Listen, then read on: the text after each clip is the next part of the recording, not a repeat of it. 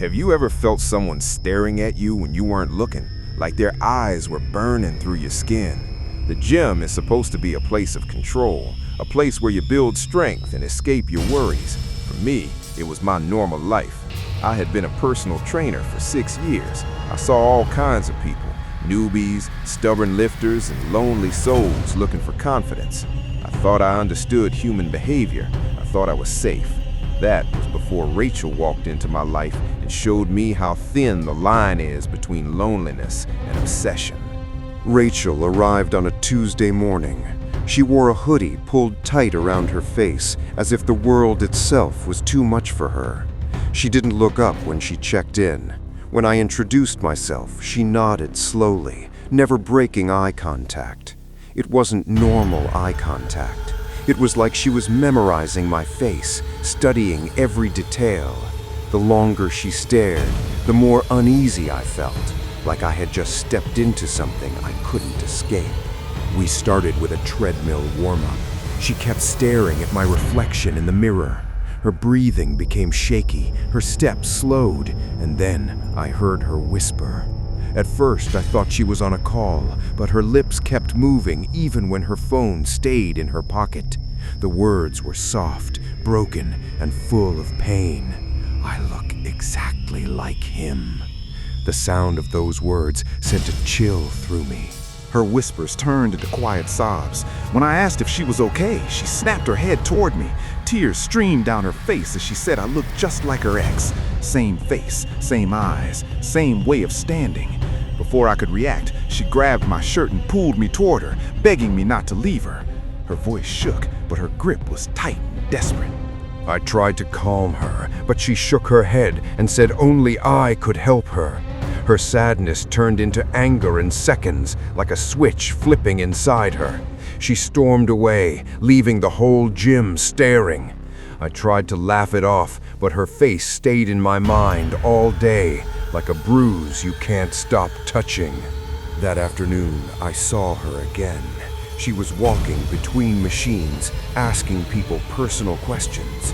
When she saw me, her face lit up with a terrifying excitement. She whispered my name like it meant something more than it should. I felt my stomach tighten. This wasn't confusion. This was searching. Before staff could reach her, she ran into the men's locker room, screaming my name. She ripped open shower curtains, searching like a wild animal. Security finally held her down, and that's when they found a box cutter in her pocket. My heart dropped. They pulled out photos next. A man in the picture looked almost exactly like me. On the back, shaky words read, "He left me. He can't leave again." My hands trembled. I realized I wasn't a person to her. I was a replacement. Police took her away. Before the door closed, she smiled at me. Not angry, not sad, just satisfied, like she had finally found what she wanted. Even now, I check my car before unlocking it.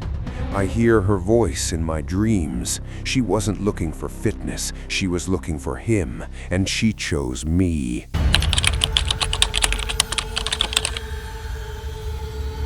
Have you ever noticed how safe you feel when you walk into a familiar place, like nothing bad could ever happen there? The gym was that place for me. It was my escape, my quiet space where I could breathe and feel in control.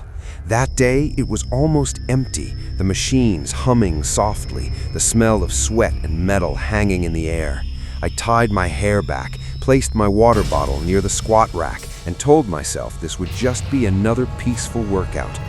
I had no idea I was about to lose that sense of safety forever.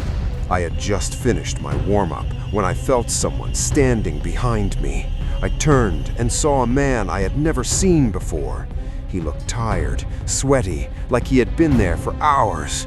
He smiled and asked if I needed a spot.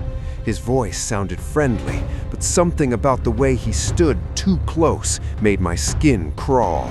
I politely said no, hoping he would walk away, but he stayed right where he was, watching me like I belonged to him. I tried to ignore him and continue my workout, but he started circling around me, eyes fixed on my body, judging every move. He told me I shouldn't lift alone, that I was being careless. I forced a smile and stepped away, but he followed. Every step I took, he took as well, like my shadow had come to life. My heart began to race, and I felt trapped in a room full of people. When I told him again that I didn't need help, his face changed. His friendly mask slipped, replaced by anger. He said I wasted his time, that women always did this to him. His words burned with hate. I walked toward another area, pretending not to hear him, but he followed, his footsteps heavy and fast, like he was chasing something he believed he deserved. I headed toward the front desk, hoping the staff would notice, but he stepped in front of me and blocked my path. His eyes were cold and demanding. He told me I had to apologize. When I tried to move around him, he grabbed my arm. Pain shot through me, and fear wrapped around my chest like a tight rope. I slapped him, acting on pure fear. For a moment, he didn't move. Then his face went blank, his eyes wide and empty. He leaned closer and whispered that I owed him.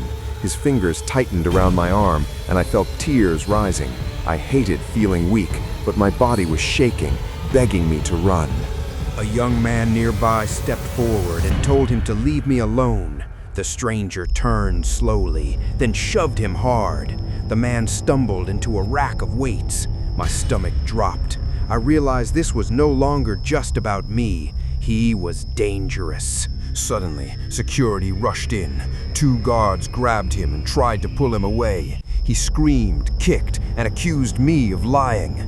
I stood behind the guards, shaking, holding my bruised arm, barely able to breathe as my heart pounded like it would burst. When the police arrived, they told me he had been banned from other gyms for the same behavior. He wasn't new to this. As they led him away, he stared at me with eyes full of something darker than anger, something that made my blood run cold. I left the gym that day and went straight home. Even after locking my door, I didn't feel safe.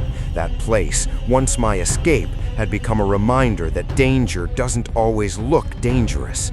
Sometimes it smiles first.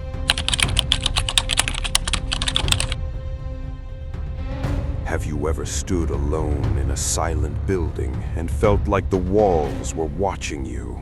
Night shifts have a strange way of making your thoughts louder and your fears heavier. I had worked many overnight jobs before, but nothing felt as unsettling as guarding a gym that was half torn apart for renovation. The machines were covered in cloudy plastic, wires hung from the ceiling like veins, and the air felt thick with dust and old sweat. It was a place that felt abandoned, yet somehow still alive. I clocked in at 11 and made my rounds. Everything was quiet, almost peaceful, until 2:15 in the morning when a loud metallic slam echoed through the building. The sound came from the old locker room at the far end. It wasn't a soft crash, it was sharp, like a door being hit from the inside. My heart skipped, but I told myself it was just a tool falling. Still, something deep inside warned me to be careful. When I pushed the locker room door open, the light from my flashlight revealed something that made my stomach drop. Bloody fingerprints were smeared across the metal lockers, long streaks like someone had dragged their hand down while falling. The room smelled wrong, metallic and warm. I lifted my radio and called for help, but only static answered. That's when I heard a wet, painful cough echoing from the broken shower area. Against my better judgment, I followed the sound.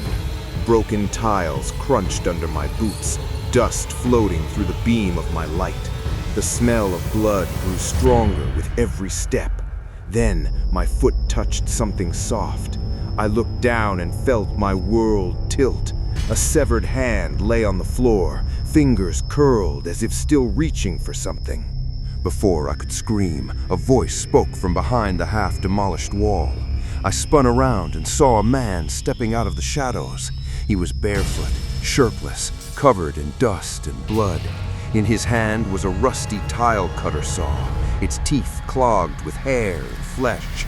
He smiled like this was all a game. He told me they had locked him inside when construction ended. He said the tool worked better than the new ones, that the teeth grabbed you and never let go. As he spoke, he ran a finger along the blade like he was proud of it. Then he lunged toward me without warning. I ran, tiles shattered under my feet, plastic sheets slapped against my face as I pushed through them. Behind me, I heard his laughter and the scraping of metal on tile. He was fast, much faster than I expected.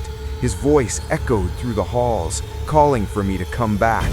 I slammed through the emergency exit and burst into the cold night air, forcing the door shut behind me. He hit the door from the inside, making it shake. I backed away, shaking so hard I could barely stand, when I saw blue police lights flashing in the distance. Police searched the building and found him hiding inside an air duct, clutching the saw and humming to himself. Nearby, they discovered 2 bodies hidden in the walls. He had been living there, watching, waiting, feeding on the darkness. I quit the next morning and never went back. Some places hold on to things that should never be there. People think night shifts are peaceful, but when you are alone in broken spaces, you are never truly alone. Some things are always waiting in the dark. If you like this video, don't forget to subscribe my channel. See you on next videos. Till then, goodbye.